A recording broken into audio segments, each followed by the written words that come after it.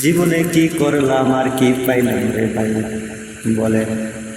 সংসারের মেজ ছেলে হইয়া আজ পর্যন্ত প্রবাসী হইয়া আর মনের দুঃখের কথা কাউরে বিশ্বাস করে যে পারি না রে ভাই, কাউকে বলতে পারি না। হাজারবার বললো তারা বিশ্বাস করে না যে প্রবাসী জীবনটা বড় কষ্ট। বাংলাদেশের মানুষ সবসময় ভাবে প্রবাসে যে থাকে তার নাকি অনেক টাকা রে ভাই, অনেক টাকা। তারা ভাবে ব্যাংক ব্যালেন্সের ভিতরে টাকা থইয়া মা বাবা আত্মীয় স্বজনদের সাথে মিথ্যা কথা বলি। এরে ভাই আল্লাহর কসম বলে কইতেছি,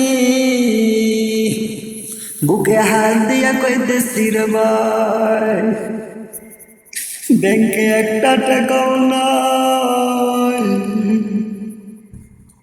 কোথায় সামান্য টাকা নাই রে ভাই রে ভাই। তারপরও মা বাবা বিশ্বাস করে না।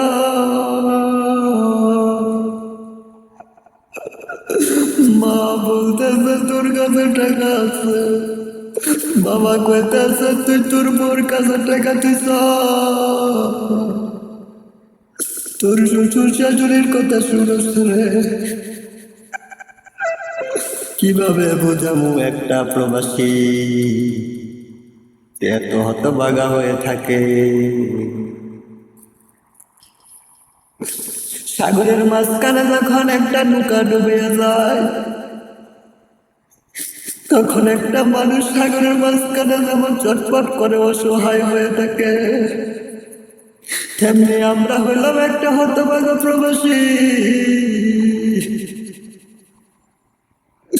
বোর জন্য কথা বললে বলে বোর কথা শুনি, মার কথা বললে বলে মা বাবার কথা শুনি। বলেন বলেন ভাই এখন কি করা যায়? প্রবাসীর লাশ পর্যন্ত আত্মহত্যা ছাড়া কোনো উপায় না। এরে আব্বা আম্মা ভাই বোনেরা, বিশ্বাস কর রে ভাই বোনেরা, সত্যি মন থেকে বৌবা, শ্বশুর শাশুড়ির থেকেও আব্বা আম্মা আপনাদেরকে বেশি ভালোবাসি।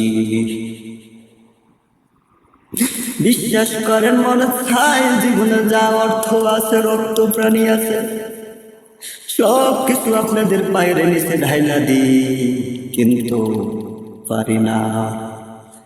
কারণ মাস শেষে 30,000 টাকা বেতন পাইয়া 30,000 পাঠাই দিই, একটা টাকাও নিজের পকেটে রাখি না।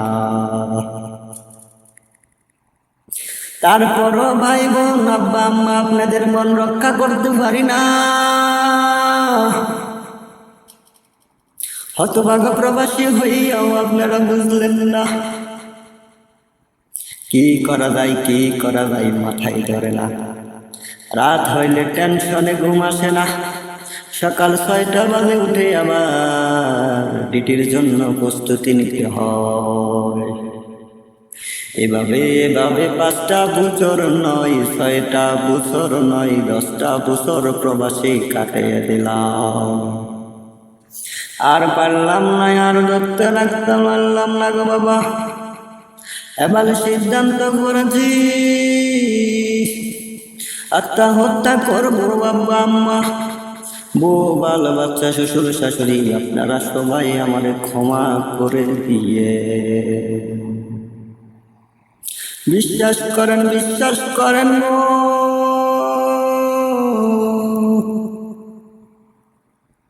আমার কোনো জমানো টাকা নাই, নাই। আমার বউ বাল বাচ্চা শ্বশুরের কাছেও আমি কোনো লেনদেন করি না। যা করি সব সরাসরি করি, সবাইকে জানাই শোনাই করি। আর পারলাম না। আমারে আপনারা ক্ষমা করে দিয়ে। জীবনে মনে হয় বহু কিছু করার জন্য চেষ্টা